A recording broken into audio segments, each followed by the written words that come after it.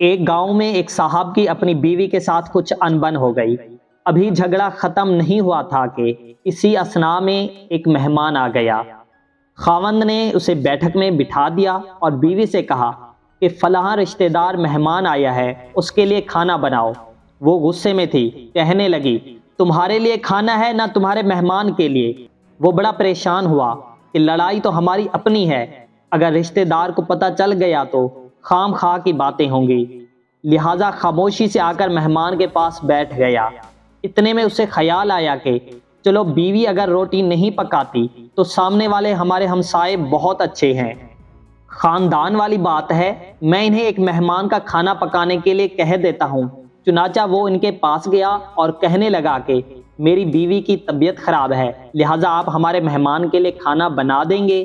انہوں نے کہا بہت اچھا، جتنے آدمیوں کا کہیں کھانا بنا دیتے ہیں۔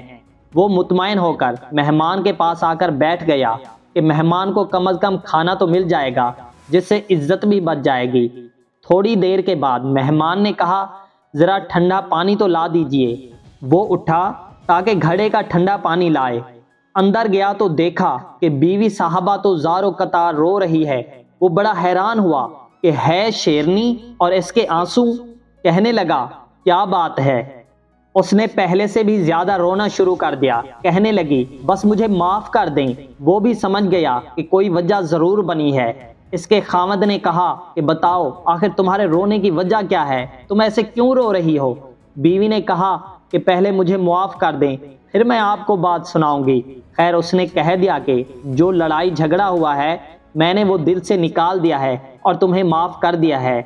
کہنے لگی کہ جب آپ نے آ کر مہمان کے بارے میں بتایا اور میں نے کہہ دیا کہ نہ تمہارے لیے کچھ پکے گا اور نہ مہمان کے لیے، چلو چھٹی کرو، تو آپ چلے گئے، مگر میں نے دل میں سوچا کہ لڑائی تو میری اور آپ کی ہے اور یہ مہمان رشتہ دار ہے، ہمیں اس کے سامنے یہ پول نہیں کھولنا چاہیے۔ چنانچہ میں اٹھی کہ کھانا بناتی ہوں۔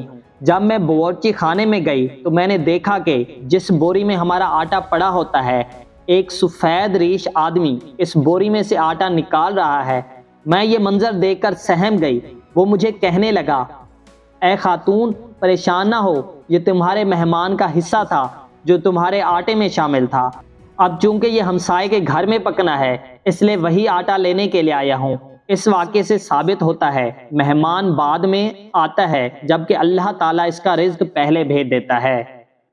تو دوستو ویڈیو پسند آئی ہو تو ویڈیو کو لائک کر لیں، چینل کو سبسکرائب کر لیں اور بیل آئیکن بھی دبا دیں، اور اس ویڈیو کو اپنے دوستوں اور رشتہ داروں کے ساتھ لازمی شیئر کریں۔ جزاک اللہ۔